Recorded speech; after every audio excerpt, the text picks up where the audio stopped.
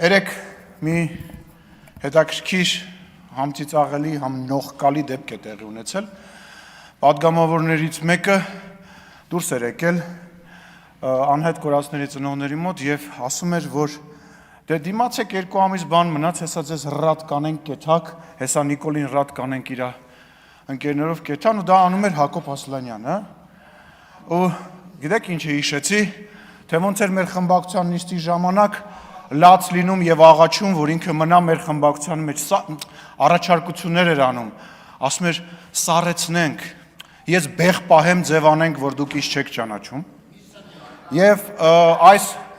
գիտեք, տենց մենք էլի տենց դեպքեր ունեցել ենք մեր քաղաքական պատմության մեջ եւ վստահ եմ էլի կունենանք տենց դեպքեր, որ մարդիկ, ովքեր Նիկոլ Փաշինյանի sense շող կտենում են, իրանց թվում է այդ իրանք են։ Տենց աստղային տանում է, քաղաքական մտածում են իրանք sense լուրջ քաղաքական ապագա ունեն։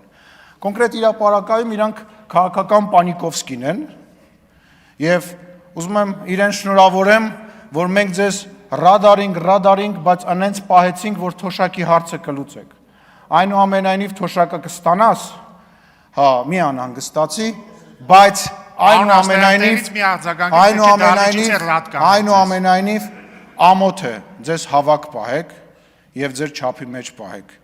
Նիկոլ Փաշինյանի շողքը հանգարց չմտածեք, որ դա դուք եք կամ կարակ երբևիցե լինեք։ Իրոք 2 ամիս մնաց, հետո ձեզ երևի փողոցում մարդիկ տենան նույնիսկ չճանաչեն։